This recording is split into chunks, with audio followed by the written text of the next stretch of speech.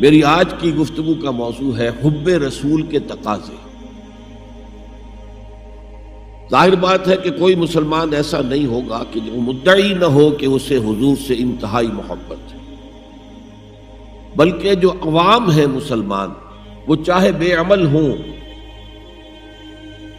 لیکن ان میں جو حمیت اور غیرت رسول کے لیے ہے صلی اللہ علیہ وسلم، کہ ان کی حرمت پر کٹ مرنے کے لیے تیار رہتے ہیں، تو اس سے میں سمجھتا ہوں کہ کوئی شخص بھی محروم نہیں ہے۔ لیکن اس حب رسول کے تقاضے کیا ہیں، ان کو سمجھنے کی ضرورت ہے۔ کہیں ایسا نہ ہو کہ ہم تو اپنے تئیں یہ سمجھتے رہے کہ ہم بہت عاشق رسول ہیں، محب رسول ہیں، لیکن آخرت میں جا کر قیامت کے دن ہم پر راز کھلے کہ نہیں، اللہ کو تو یہ شے قبول نہیں ہے، تمہارا دعویٰ رد۔ اس ضمن میں سب سے پہلے آپ کے سامنے ایک فارمولہ رکھنا چاہتا ہوں۔ دیکھیے، اسلام کا تقاضا کیا ہے؟ اللہ کی اطاعت کرو اور اللہ کے رسول کی اطاعت، یہ بنیاد ہے۔ حاکم مطلق اللہ ہے، شارع حقیقی اللہ ہے، اور اس کے نمائندے کی حیثیت اس کے رسول کو حاصل ہے صلی اللہ علیہ وسلم۔ اطیعوا اللہ و اطیعوا الرسول۔ اس سے جو انحراف کرے گا، میں نے ابھی آپ کے سامنے سورہ آل عمران کی 2 آیتیں پڑھی ہیں۔ قُلْ إِن كُنتُمْ تُحِبُّونَ اللَّهَ فَاتَّبِعُونِي يُحْبِبْكُمُ اللَّهُ۔ اے نبی، ان سے کہہ دیجئے اگر تم اللہ سے محبت کرتے ہو تو میرا اتباع کرو، میری پیروی کرو، اللہ تم سے محبت کرے گا۔ وَيَغْفِرْ لَكُمْ ذُنُوبَكُمْ، اور تمہاری خطائیں بھی بخش دے گا۔ وَاللَّهُ غَفُورٌ رَحِيمٌ، اور اللہ تو غفور بھی ہے، رحیم بھی ہے۔ قُلْ اطیعوا اللہ وَالرَّسُولَ، کہہ دو اطاعت کرو اللہ کی اور اللہ کے رسول کی۔ فَإِن تَوَلَّوْا، پھر اگر وہ اس سے روگردانی کریں، فَإِنَّ اللَّهَ لَا يُحِبُّ الْكَافِرِينَ، تو اللہ کو ایسے کافر پسند نہیں ہے۔ یعنی اطاعت رسول سے انکار، اللہ کی اطاعت سے انکار، گویا کہ انسان دائرہ اسلام سے خارج ہو گیا۔ تو اطاعت اللہ کی، اطاعت رسول کی، یہ تو اسلام کا بنیادی مطالبہ ہے۔ اگر یہ بھی نہیں ہے تو پھر کچھ نہیں، اگر یہ نہیں تو بابا پھر سب کہانیاں۔ اب ذرا اس سے قدم اوپر اٹھیے، اطاعت کے ساتھ محبت۔ جب اللہ کی اطاعت کے ساتھ اللہ کی محبت جمع ہو جائے گی تو اس کا نام ہے عبادت۔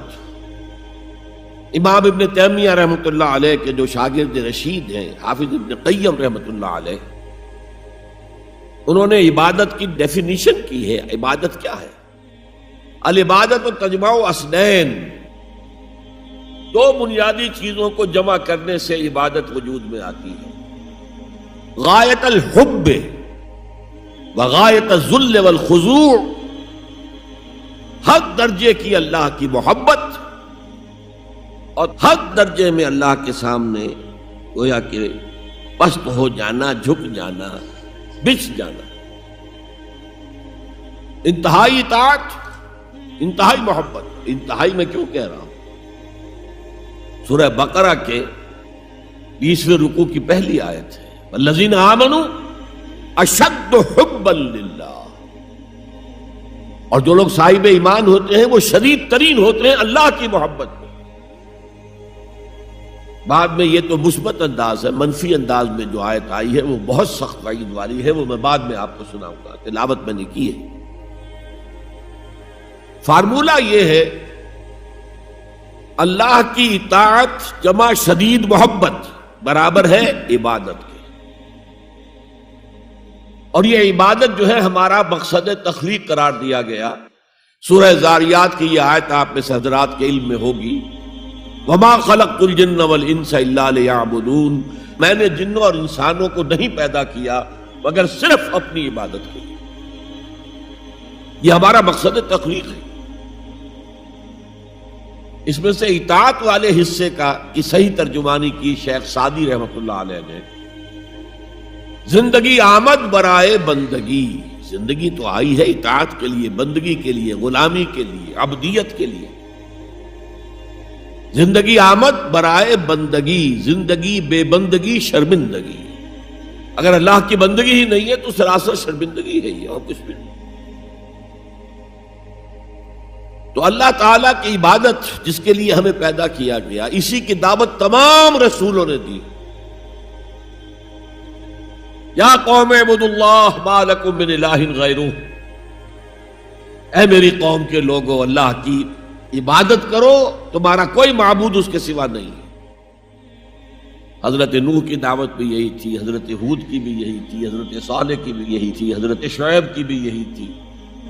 بس فرق کیا ہے کہ پہلے رسول آتے تھے اپنی اپنی قوموں کی طرف صرف، لہذا آپ کو ان رسولوں کے ضمن میں ملے گا یا قوم اعبدوا اللہ ما لکم من الہ غیرہ، اے میری قوم کے لوگوں، اللہ کی عبادت کرو، اللہ کی بندگی کرو، اللہ کی پرستش کرو، اسی کو اپنا محبوب اصلی بناؤ اور اس کے ہر حکم کی اطاعت کرو۔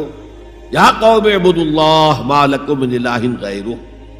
نبی اکرم صلی اللہ علیہ وسلم پر آ کر، کیونکہ آپ کی بعثت ہے پوری نوع انسانی کے لیے، تو اب یا قومے کا لفظ نہیں رہا، یا ایھا الناس، اے لوگو، اے بنی نوع انسان۔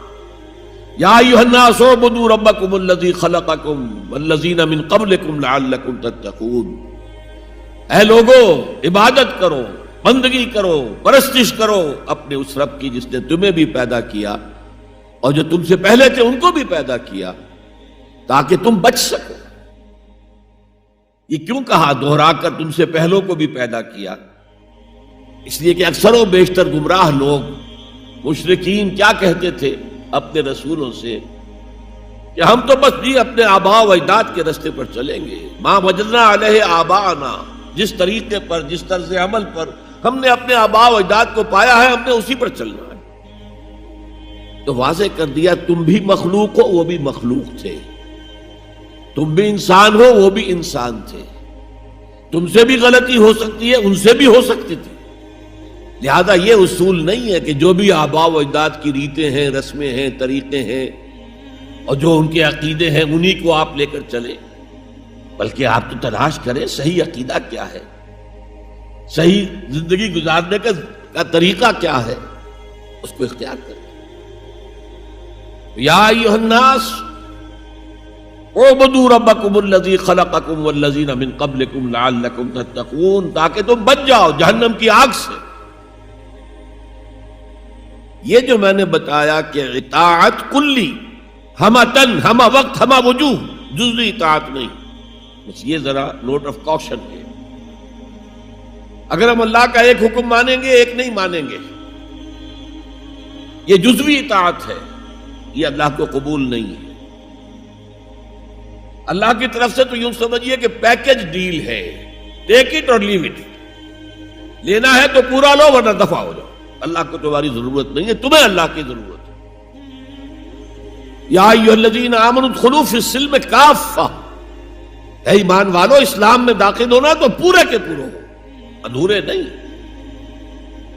اور سورہ بقرہ کی آیت نمبر 85 کے اندر تو جو وعید آئی ہے، افتؤمنون ببعض الکتاب وتکفرون ببعض، کیا تم ہماری کتاب، ہماری شریعت کے کچھ حصے کو مانتے ہو اور کچھ کو رد کرتے ہو؟ فما جزاء من یفعل ذلک منکم، تو جو کوئی بھی تم میں سے یہ روش اختیار کریں گے ان کی کوئی سزا اس کے سوا نہیں ہے، کان کھول کر سنیے، ان کی کوئی سزا اس کے سوا نہیں ہے کہ دنیا میں ذلیل و خوار کر دیے جائیں اور قیامت کے دن یردون الی اشد العذاب، شدید ترین عذاب میں جھونک دیے جائیں۔ وما اللہ بغافل عما تعملون، اللہ غافل نہیں ہے، بے خبر نہیں ہے، لا علم نہیں ہے اس سے کہ جو تم کر رہے ہو۔ تم اپنی داڑھیوں کے طول سے اللہ کو دھوکہ نہیں دے سکتے، تم اپنے پاجاموں کو ٹخنوں سے اوپر رکھے اللہ کو دھوکہ نہیں دے سکتے کہ تم بہت متبع رسول ہو، تم اپنے عمروں اور حجوں سے اللہ کو دھوکہ نہیں دے سکتے، اللہ کو معلوم ہے کہ حرام کی کمائی سے حج کیا ہے تم نے۔ حرام کی کمائی سے عمرہ کیا ہے. تو یہ جو جزوی اطاعت ہے کوئی اطاعت نہیں، اللہ کو قبول نہیں. آدمی سوچتا ہے کہ چلیے میں نے یہ کام اچھے کیے، یہ برے کیے، مجھے اچھے کاموں کا کچھ کریڈٹ بھی تو ملنا چاہیے نا.